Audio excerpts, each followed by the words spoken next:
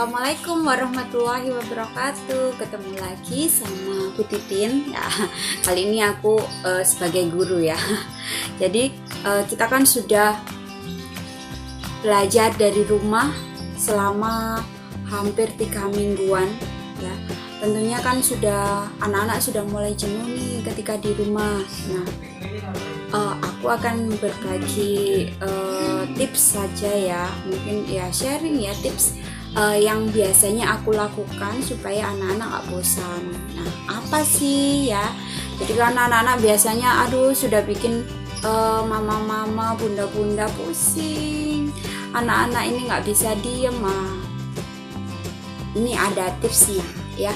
Yang pertama, kalau aku selalu sediakan camilan atau makanan lah.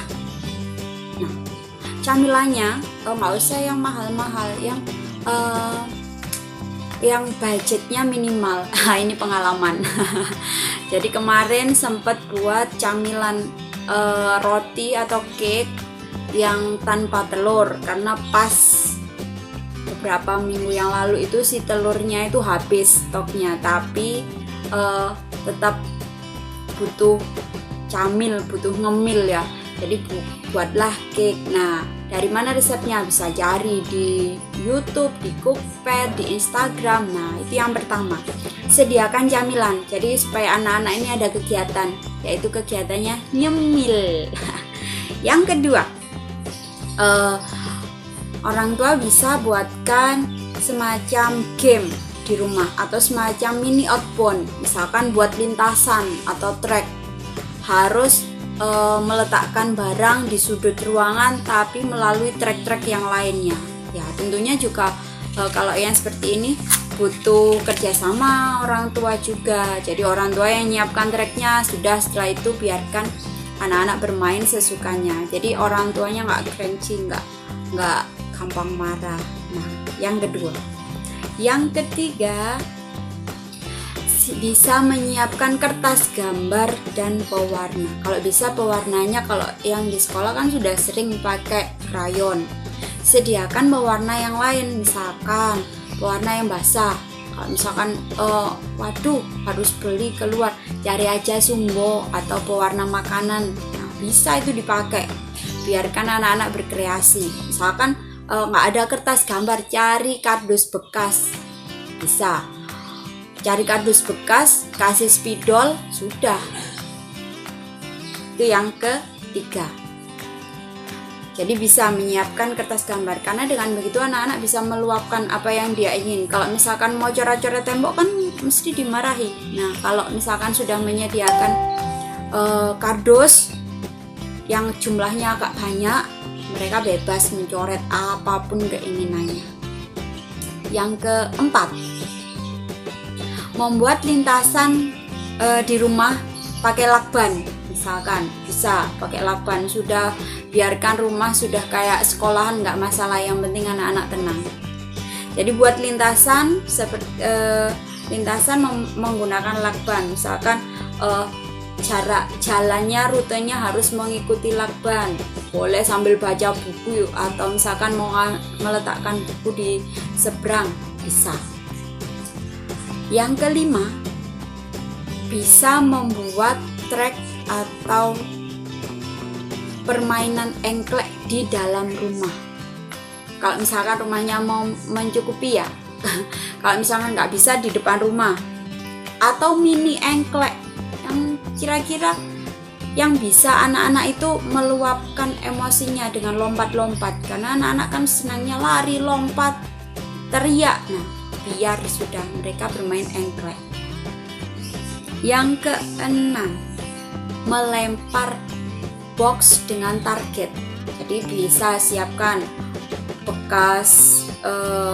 botol bekas disusun, biarkan anak-anak melempar, tapi pastikan tidak ada kaca di sekitarnya ya. Bisa di dalam kamar atau di ruangan yang tidak ada barang berbahaya yang gampang pecah. Bisa seperti itu. Kemudian yang ketujuh, bisa mengajak anak-anak senam bersama. bisa mengajak anak-anak untuk senam bersama atau berolahraga bersama, ya. Bisa senam bersama. Kemudian bisa kalau misalkan yang ke-7 tadi senam bersama. Yang ke-8, belajar memainkan alat musik yang ada di rumah atau ajak klotekan lah, nggak apa-apa. Yang penting anak-anak seneng memainkan alat musik. Kalau yang bisanya main gitar, ajak anak-anak main gitar. Kalau yang bisanya main seruling, ajak anak-anak main seruling. Kalau ada piano atau keyboard, bisa juga. Kemudian yang ke-9, membaca buku atau majalah. Jadi sediakan majalah atau buku untuk anak-anak. Kalau misalkan anak-anak yang usia dasar ya, bukunya ya yang jangan yang terlalu sulit. Bisa pakai majalah buku atau buku apa saja. Yang penting mereka ada aktivitas. Kemudian yang ke-10, ajak anak-anak untuk berkebun. Ajak mereka sudah menanam, merawat tanaman, memangkas tanaman yang sudah tua, itu bisa. Jadi selalu libatkan anak-anak, jadi mereka nggak merasa bosan di rumah. Selanjutnya ke-11, bermain dengan hewan peliharaan. Nah ini khusus untuk yang punya hewan peliharaan ya, jadi bisa mengajak bermain hewan peliharaannya. Misalkan hari ini punya kucing, hari ini kucingnya diajak bermain lompat tali atau apa gitu ya. Nah, bisa seperti itu. Kemudian yang ke-12, berbagi cerita dengan keluarga. Bisa dengan melihat foto-foto masa lalu. Jadi kalau misalkan ada album foto yang sudah usang, yang sudah nggak pernah dilihat, dibuka lagi sambil bercerita-cerita tentang memori pada yang dulu-dulu, bisa sambil cerita. Nah dengan begini kan bisa memupuk kedekatan ya, ada bonding antara orang tua dengan anak. Mungkin hal ini jarang, sudah lama sekali tidak dilakukan. Nah bisa dengan berbagi cerita, main tebak-tebakan, ini foto siapa, bisa seperti itu. Kemudian yang ke-13 ya, ini bisa membuat rencana ke depan. Yaitu rencana apa? Ya rencana kalau misalkan ini sudah selesai, sudah wabahnya hilang, mau melakukan apa. Nah ajak anak-anak buat bercerita. Aku kalau sudah bisa sekolah lagi, aku akan ini. Tuntun, bimbing anak-anak untuk menuliskan cerita. Kalau misalkan masih kecil, kalau misalkan yang besar ya bisa sambil didampingi. Oke. Jadi walaupun tetap di rumah, jangan sampai darah kita ikutan naik, mamanya ikutan stres. Nah, harus menyiapkan setiap hari, kira-kira besok ini anak-anak mau diapakan ya, kira-kira besok ini dikasih camilan apa. Kalau camilan itu menurutku wajib ya tiap hari. Misalkan hari ini sudah roti, besok bisa lagi pisang goreng, besoknya lagi leker, besoknya lagi bisa apa aja, salad mungkin. Nah kalau misalkan biasanya nggak pernah makan buah, bisa ajak anak-anak untuk makan buah. Oke. Tapi untuk orang tuanya yang tetap bekerja, kasihlah anak-anak ini kegiatan yang kira-kira kita bisa ngontrol dari jauh. Seperti itu, oke?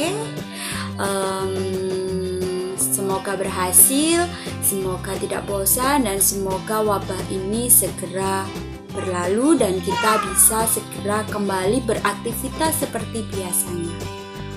Dan selamat mencoba, bye-bye.